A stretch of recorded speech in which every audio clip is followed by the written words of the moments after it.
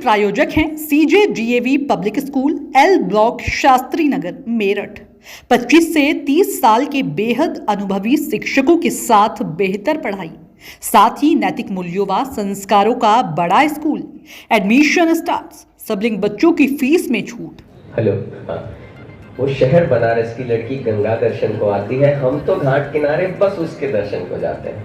दिख जाती और हंस देती, अपनी हो जाती इफ्तारी, और माँ है मेरी परेशान, हम खाना क्यों नहीं खाते हैं। यूं तो हम पंडित हैं, लेकिन डूब गए उन आंखों में, पल के मुंदे हाथ जोड़ वो ध्यान मग्न हो जाती है। अब कौन आरती देखे, ये तो रोज रोज की बातें हैं। अब कौन आरती देखे, ये तो रोज रोज की बातें हैं। वो अपने मामा के घर बस गर्मी में ही आती। मैंने असलम को बतलाया, सबसे पहले यार दोस्तों से ये बात होती है। असल में मोहब्बत होती नहीं, यार दोस्त करा देते हैं। आपको कहता है ऐसे रूममेट्स मिल जाए तो फिर कि मैंने असलम को बतलाया एक लड़की मुझको भाई है। मैंने असलम को बतलाया एक लड़की मुझको भाई है। कल शाम को देखा मैंने, वो गंगा दर्शन को आई है। भाई मेरे, तुम पता करो वो कौन, नाम क्या है उसका, कुछ पता ठिकाना, ठौर, गांव या शहर कौन सा है उसका। असलम ने अभय को और अभय ने राहुल को फिर बतलाया। ऐसे कैसे? असलम ने अभय को और अभय ने राहुल को फिर बतलाया, और सबने जाकर लंका की दही कचौरी भी खाया। हुंकार भरी सबने, भाई हम अब ही पता लगाते हैं, और यहाँ फिर वापस आकर लौंग लत्ता भी खाते हैं। हनुमान गए थे लंका में, हम लंका से ही निकलेंगे, पता लगा के आएंगे। लेकिन उनका ये कहना था कि भाई पता तो लगा देंगे, लेकिन दिखी कैसे ये तो बताओ। तो उसमें मैंने कोशिश की है एक डिस्क्राइब करने की, कि वो सरसों से चमकीले पीले सूट में डाल दुपट्टा हरे रंग का, कि वो सरसों से चमकीले पीले सूट में डाल दुपट्टा हरे रंग का, उतर रही थी 80 की सीढ़ी पर ठुमक ठुमक कर। जुल्फ खुले थे, बहक रहे थे, मादक मादक महक रहे थे, पाँव में थी पायल उसके और आंखों पर काजल था। धुआं धुआं सा बदन था उसका, अदा में जैसे बादल था। कुछ बीच की कटकाठी थी, कि धुआं धुआं सा बदन था उसका, अदा में जैसे बादल था। कुछ बीच की कटकाठी थी, हाथों में बांधे चांदी थी, दिखने में तो शर्मीली थी, लेकिन कुछ चाल छबीली थी। हाँ, उसके भी दाएं हाथ की छोटी उंगली में थी एक अंगूठी मोती की। देखा मैंने जब वो खड़ी हुई थी 80 की अंतिम सीढ़ी पर हाथ जोड़कर, थी मुझे दिखी तब एक शहर बनारस की लड़की आई थी गंगा दर्शन। अब यारों ने टास्क लिया है तो पता करके तो बताएंगे, और यारों ने बतलाया है वो एक बंगालन लड़की है। यहाँ से कविता दूसरे सिरे में जा रही है कि और यारों ने बतलाया है वो एक बंगालन लड़की है, दूर यहाँ से बहुत दूर कहीं उसका घर है, और यहाँ 80 की चौथी गली में मुड़कर जो है पहला मकान, वो उसका ही ममहर है। वो हर बारिश के महीने में ही आती है, जब गंगा भी उफान भर रही होती है, तब क्या वरना क्या 80 और क्या मणिकर्णिका सरयू बंधों को तोड़ बह रही होती है। वो आती है एक शहर बनारस की लड़की बनकर। नमस्कार, रोजाना खबर में आप सभी का हार्दिक स्वागत है। मैं हूं विभूति कुमार। आज जो मोदी को आप बनारस के नाम से जानते हैं या बनारस को मोदी के नाम जानते हैं, हजारों साल पहले बनारस की अटखेलियाँ, गंगा किनारे उस समय जो व्यतीत करने वाला जो ऐतिहासिक क्षण है, अद्भुत क्षण है, वो दुनिया में कहीं नहीं।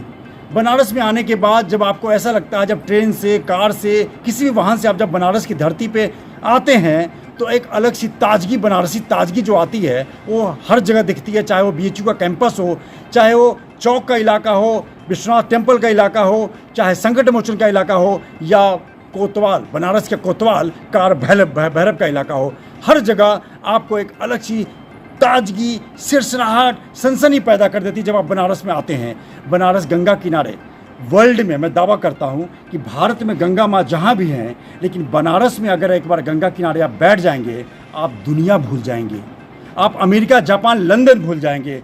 उसी बनारस की अटखेलियों से निकलकर, उसी बनारस के 80 घाट से लेकर, दशाश्वमेध घाट से लेकर, राम घाट से हरिश्चंद्र घाट, तमाम घाट से होते हुए एक युवा निकला जिनका नाम है वैभव पांडे। आज वैभव पांडे मेरे साथ मौजूद हैं, और मेरठ से लेकर बनारस ही नहीं बल्कि बिहार के दर्शक देख रहे हैं कि वैभव पांडे एक कविता से बहुत प्रसिद्ध हुए, और चौधरी चरण सिंह विश्वविद्यालय के अटल बिहारी वाजपेयी ऑडिटोरियम है, भारत रत्न अटल बिहारी वाजपेयी ऑडिटोरियम, जहाँ पे वैभव पांडे के कविता पाठ को सुनने का मौका मिला।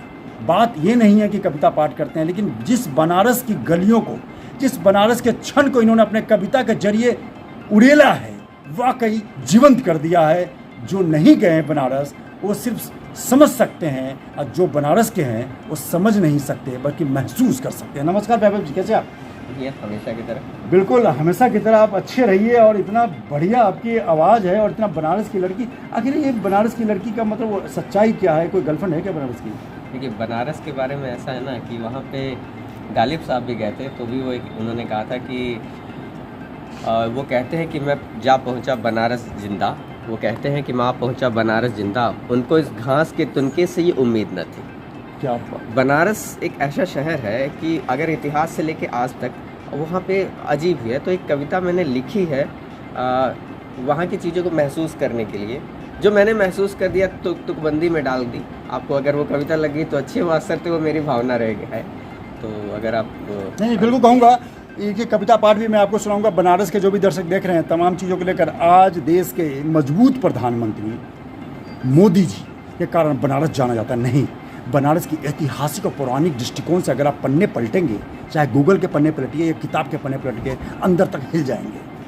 जब देव दिवाली का समय आता है तो 84 लाख देवी देवता वही गंगा किनारे आके विश्राम करते हैं देव दिवाली देखने के लिए।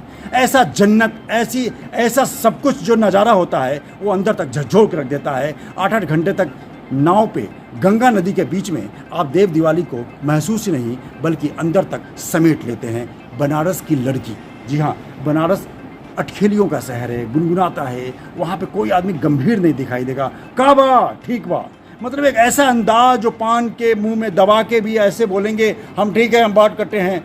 तमाम 80 घाट पर आप चाय की कप का प्याला लीजिए भैया, चूँकि आगे लंका का मज़ा लीजिए, और लौंग लता का मज़ा तो इंडिया में कहीं है ही नहीं। आप बनारस की लड़की का जरा हमारे लड़कों को बता दीजिए। बताने से बेहतर है मैं सुना कविता ही सुना जी, देता हूँ।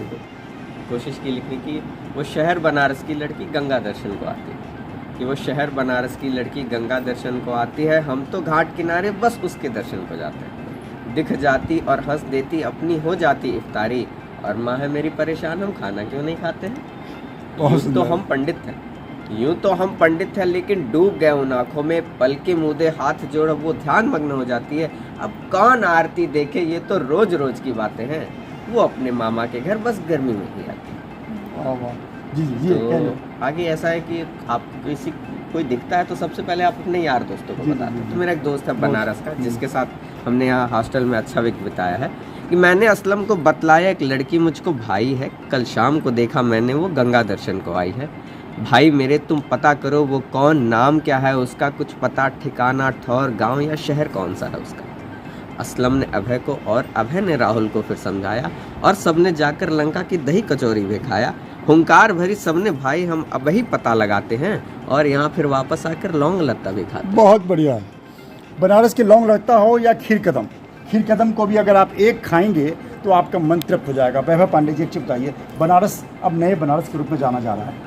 उन बनारस को आपने जिया होगा जो कुछ साल पहले तक जहाँ पे मतलब गौवंश चलते नजर आए, गाय या बिजार चलते नजर आए, तमाम चीज़ों को लेकर अब में और पहले के बनारस में बस एक सेकंड आप फ़र्क बता दीजिए। देखिए, बनारस इसलिए बहुत अच्छा है क्योंकि वहाँ पे बिल्डिंग्स बन रही हैं, या पहले बिल्डिंग्स नहीं थी, या बड़े मार्केट है, इसलिए बनारस कभी फेमस नहीं रहा है। बनारस इसलिए फेमस रहा है क्योंकि वहाँ के लोगों को वर्तमान में रहना आता है, और ये बनारस को खास बनाता है, और ये अब भी है, पहले भी था और आज भी रहेगा। बिल्कुल, सबसे अच्छी बात बताया वैभव पांडे ने। बनारस के लोगों को प्रेजेंट में जीना आता है, मौजूदा वक्त में सुबह जगने के बाद और रात के सोने तक बनारस के लोग जिंदा रहते हैं, तभी तो बनारस को जिंदा शहर कहा जाता है। विभूति रस्तोगी, रोजाना खबर, मेरठ। इस बड़ी खबर के प्रायोजक हैं CJDAV public school, L block, Shastri Nagar, Meerut. 25 से 30 साल के बेहद अनुभवी शिक्षकों के साथ बेहतर पढ़ाई, साथ ही नैतिक मूल्यों व संस्कारों का बड़ा स्कूल। एडमिशन स्टार्ट, सबलिंग बच्चों की फीस में छूट।